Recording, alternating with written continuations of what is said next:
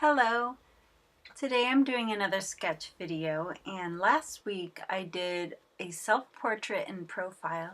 Today I'm doing a self-portrait facing front or forward.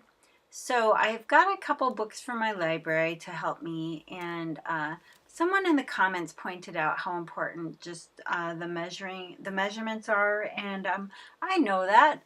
So I decided I should practice and practice my measuring. And so this book was helpful with that. I got it at the library. It's it's Walter Foster, so I'm not even sure who the author is. Now, I decided instead of just my plain white paper to use this sketchbook, which is by Daler Rowney, and is a kind of a rougher surface. It's also, I didn't want to tone my paper, so it's a nice non-white color.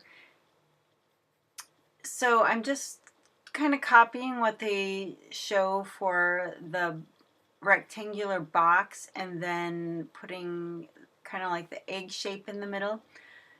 So what they show here are the measurements for the front and the profile, and I'm just going to do the front today. So just right now, trying to put all the pieces where they go. Now, obviously, everyone's head's slightly different, and I realized as I was doing this, I thought that the head looked way too oblong in the book, so I made mine more round, and turns out that my head ended up too round and fat, wider than it actually is. So they were right. I should have kept the more oblong egg shape, because that's really the way my head looks. I realized when I was done. That's probably the biggest insight I gained from this exercise. All right, I got such a mess on this eraser last week. I'm trying to get it off. And this paper also, besides being better for drawing, is better for erasing, at least, because the roughness just kind of helps rub away. There's just that friction to help both with laying down and removing. Although it didn't remove as well as I would like when it came to the hair. So I'd like to play around with some different materials and maybe even try out a bunch of erasers now that I'm getting into my drawing.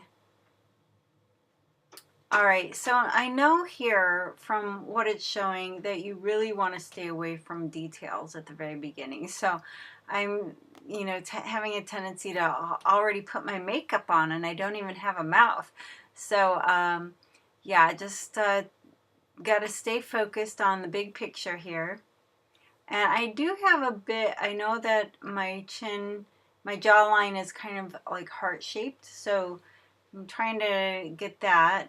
But again, besides the fact that this is going to turn out a little more round than my face actually is, it does look better than it did last week, as far as I've got the proportions at least right, so it's a more pleasing face.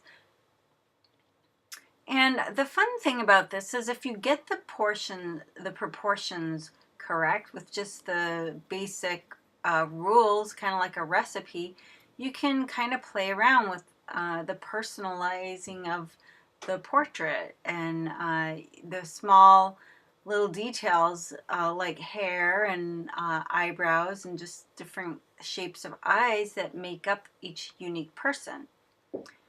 So yeah, I'm actually finding this much more enjoyable this week than last week, just because it seems like I've got the scaffolding and the foundation right. So also enjoying this paper much more than the white paper I was using last week. That was actually pretty miserable. It was just copy paper, and I do not suggest using copy paper. But something's better than nothing. But this paper is definitely more enjoyable, and apparently this paper is also durable enough to use washes of watercolor on, which could come in handy down the road.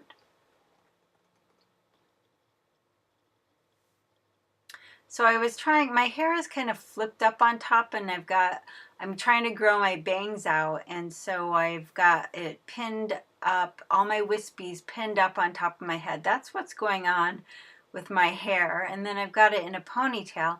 I was going to do another profile, but with my little tiny hand mirror, I figured I would wait until I get a larger mirror so that when I'm doing the double mirror, I'm not just trying to look at myself through this little tiny makeup mirror. It's just too difficult.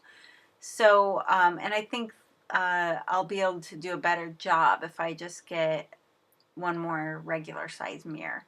Or even a larger handheld mirror would be better than the tiny makeup mirror. So anyway, I think this is just as good as the profile though, as far as for exercises, doing the front of your face. All right, so what else can I tell you here? Yeah, just again, my face is too wide because I did not use the longer oval. So next time I'll do that.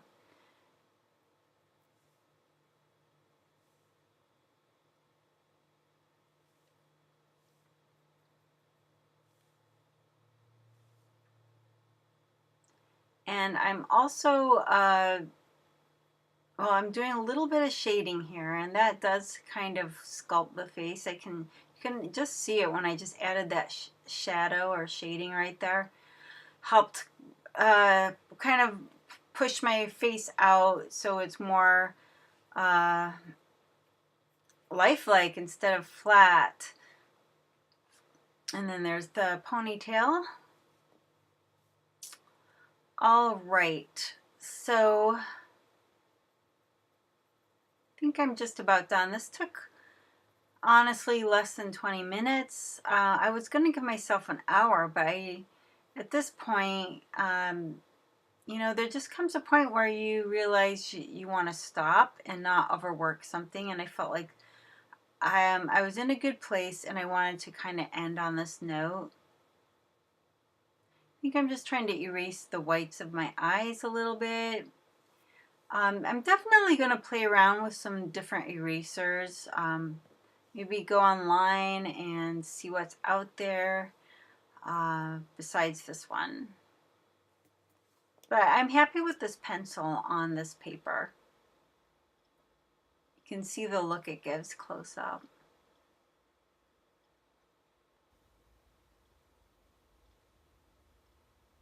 Alrighty. Well, I also wanted to share with you some other books that I got at my library. Some had been suggested to me that I couldn't find by commenters. I'm going to probably have to order them on Amazon. But these are some ones I did find at my library. This is from the Art Institute of Chicago, and I'm really loving this. It's super inspirational. This is a collection of the sketches they have on hand at the Art Institute of Chicago, which is a world-famous museum. So it starts early in the history and then goes to more, you know, up-to-date times. So it's kind of chronological order. So they start out with a lot of, you know, religious paintings because that's what people painted. And I was actually, the first night I was reading this, doing fine until I got to this picture. It said it was the flaying of Saint Bartholomew, and I had to look up flaying, and then I was so disgusted I had to put the book away. I know there's a lot of torture back in the day, but anyway, a lot of violence back then. So I love how, look at this, it looks like a painting, but it's a drawing with some gouache. I'm inspired not only by the craftsmanship and handiwork of these paintings and skill, but by the fact that so many things were used. I was worried about drawing that I would get bored because I'd just be using a pencil, but there's so many things you can draw on, so many different tools besides graphite. There's charcoal, there's pastel, there's watercolor, there's inks, and on and on and on. So there's different kinds of papers you can use. So I'm actually really fascinated by and inspired by that book. This one, not so much actually. It was a book on botany, which I love plants, but this one's, it's a little more, I think I'm going to return it. It's not what I was looking for. I do have another one I'll show you that is, I think, a little more inspiring to me and a little more helpful. It's this one here, Botany for Artists. And lots of great examples of illustrations in here. I love the fine details. Look at that. I mean, just amazing work. All done by hand. So yeah, this book had also some exercises in it for different types of botanical, and also explaining how different botanicals grow.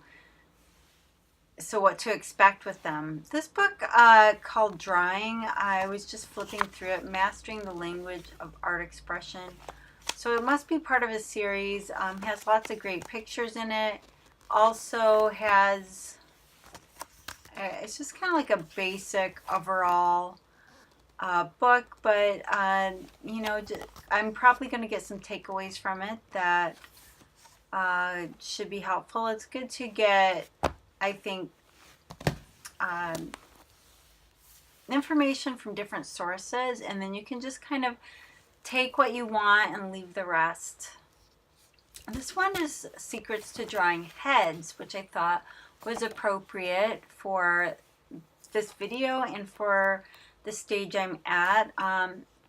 Besides figure drawing, I thought first I would focus on heads, because I mean the head is very important and is something that I feel like if I can get a head down at least reasonably well, I'd be more confident to do the whole figure. Look, some of these look like caricatures that might be part of one of the chapters in this book, where you kind of accentuate and exaggerate things. Anyway, I hope you enjoyed this video. Thanks for watching.